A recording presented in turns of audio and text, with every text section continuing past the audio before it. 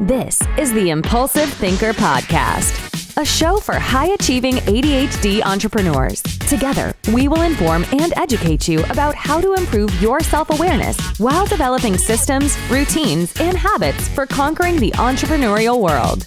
Here is your host, Andre Brisson. Hello, everyone. It's Andre Brisson here with the Impulsive Thinker Podcast. Today, I have honestly, I'm just going to say an amazing person in spirit. I met this young lady at the KDAC Center of ADHD Awareness Conference a couple of weeks ago, and she was presenting and sharing her story as a young woman living with ADHD. Now, Lauren Pearson is her name, and by her voice and her talk and how she speaks, you will not believe that she's only 17, that she's in high school, and also a neurodiverse advocate. She's also the creator of Diverse Neuro, which is a neurodiversity organization that spreads awareness and education regarding neurodiversity. And how she puts it, it's a neurodiversity movement that creates content surrounding advocacy and awareness. Lauren, I am so happy and privileged you can be on this episode so we can discuss what's up. It's really important to me too in the last couple of years is raising awareness and being ADHD advocates about our unique brains. Welcome. Thank you so much for having me. I'm so excited to be on your podcast. Yeah, and me too. What I want to do is right off the bat, why did you decide to speak at the KDAC conference and share your story? Well, actually, it's kind of a last minute thing. I reached out to KDAC, I think back in the summertime, kind of just saying like, oh, I'm a high school student interested in any maybe volunteer opportunities or ways I could get involved. I didn't totally necessarily know about advocacy then, but I later found out about that. So then I got a call from, I can't remember her name. I got a call from one of the people from KDAC. Mm-hmm. And it was, I think, the Tuesday of the conference. And she was like, hey, if you're around, could you give me a call? I have an opportunity to talk to you about. And it was very all of a sudden. And I was like, oh, okay, sure, definitely. So she gave me a call, really nice lady. And she was basically saying how they have a conference the following weekend and asked if I wanted to be a speaker on the women with ADHD discussion. I was shocked, really grateful for the opportunity. I did not see that coming. So naturally, I jumped on the opportunity. Impulsively? Yeah, impulsively. Coincidentally, I jumped on that opportunity, and even I was a bit unsure, but I'm really glad I took it because it was a really great experience. Yeah, and a lot of other people benefited from your involvement on it. And you were diagnosed a couple of years ago? Yeah, I was diagnosed I was in grade 10, I think, the February. It was right before COVID got really bad, like right before all the lockdowns started, the 2020, not in 2019. And yeah, that's kind of where my journey began. But with advocacy, my really, I guess, journey, experience, career, one could say, with advocacy really started after I had that experience at the KDAC conference. So I'm really grateful for that opportunity. So it's almost you kind of got in accidentally. Yeah. To a certain extent, which is there's a lot of my life. That's the story of a lot of my life. Exactly, yeah. So just because you got in accidentally, why? What's the goal and the drive now to maintain this? Like you got this neurodiverse, I got it wrong, diverse neuro movement. Mm-hmm. And we've talked since we've been chatting since that conference, and there's a true passion and a willingness to go. And this is not just a sporadic ADHD short-term, great idea until I'm running out of energy or I'm no longer interested. What I'm getting from you is this is going to be a lifelong thing. I don't know. At first it was a hyperfixation kind of, and like hyperfixations come and go. This one came and I kind of stuck with it. I think I've always seen myself as different from my peers, just in my personal experiences, being like kind of isolated and with the different behaviors that come with being neurodiverse and like having ADHD. But I never really saw myself as an advocate because I've always kind of been this way, especially with my brain. So that's kind of why I didn't really start it until I had that sporadic opportunity. Mm-hmm. And then I kind of stuck with it because I'm really interested in neuroscience, So I kind of hope to pursue a career within that field. Wow. So I think doing neurodiversity is like a gateway to that field. And I find it so interesting and I'm really passionate about it. So why is it important that we continue to have ADHD awareness in today's society? I think it's really crucial to today's world because we need to change the narrative with all of the negative connotations of being different. I don't really know when different became bad. So I think through my neurodiversity advocacy, especially with ADHD, I'm really trying to change that different is really positive and it can highlight people's strengths. And for me, I've always fought for the right to be unique. And I completely agree with that everyone is unique. Everyone has their own set of skills, their own strengths, their own weaknesses, but together it works well for everyone. And we don't have to all be identical. Exactly. And like ADHD does have negative connotation. And even like women and young women too, being underdiagnosed or misdiagnosed with other mental illnesses is, I think is also a key importance for you to maintain that awareness badge of honor, right?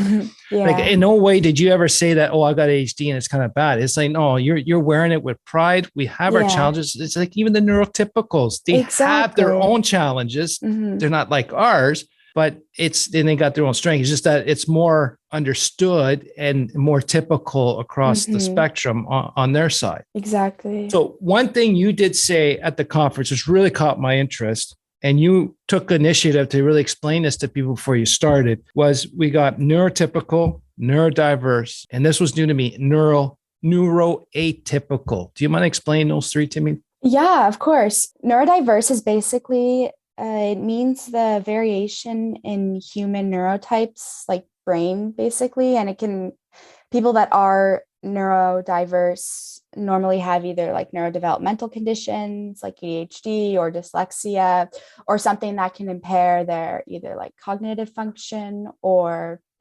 So autism, Tourette's, dyslexia. Yes. And that's basically, and then so a neurodiverse individual would be a person with condition that impairs that. And then a neurodiversity is basically like the umbrella term for all different brains. So even neurotypical people. And neurotypical is this, what every that's what we're compared to. That's more generally accepted, socially accepted, and they're more of a typical brain functioning. And the neurodiverse brain, it's just wired differently and works differently. What about neuroatypical? Neuroatypical is basically the neurodiverse way of saying neurotypical, because neurotypical is the more average brain type, or more, like you said, socially acceptable, which is kind of what I'm trying to do through my advocacy, change it, because different is not a bad thing. So neuroatypical is neurodiverse individuals. And so often when you're using like terms like neurotypical, you can say for neuroatypical individuals, kind of with that comparison. Okay. What is your biggest ADHD challenge, especially during school? Oh boy. I think lately it's really been time management and procrastination. So it's been such a huge issue, or I guess more challenge to overcome, kind of like a barrier in a way, like time blindness and really with the executive functioning, like just trying to make to-do lists. And that has been super challenging. Yeah. And that's a typical thing with ADHD, which most people do not understand. The executive functioning deficits is huge. It's huge. And it's taken for granted by a lot of the neurotypical people. Yes. And so that's good.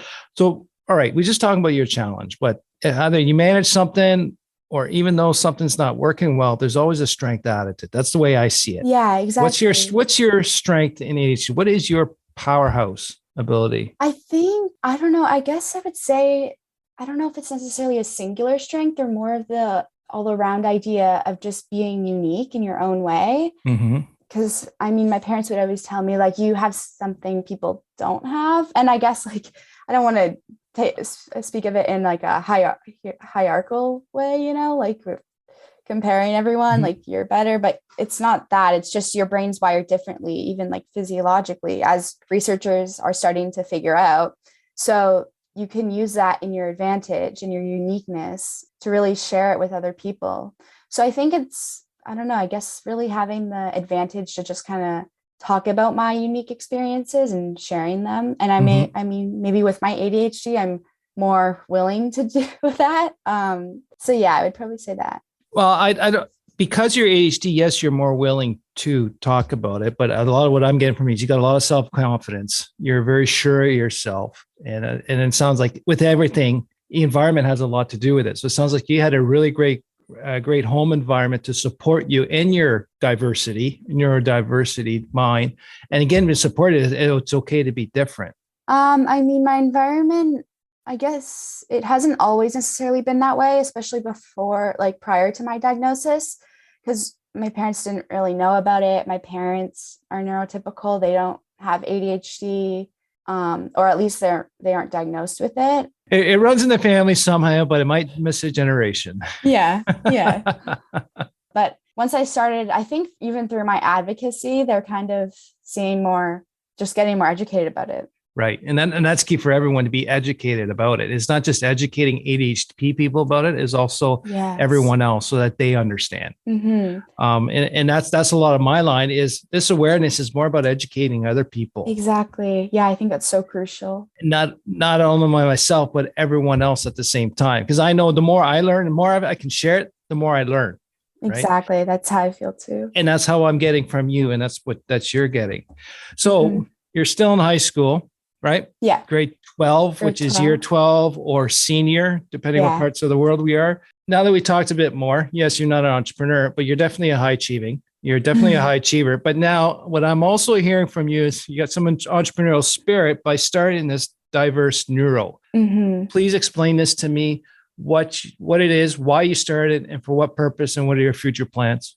So it was, again, not really out of the spur of a moment. I've been really wanting to try to create, I don't know, maybe not necessarily a nonprofit, but some type of organization or movement, just based off experiences. I really want to show solidarity to marginalized groups or people that are underprivileged or maybe don't even have a voice to talk about it.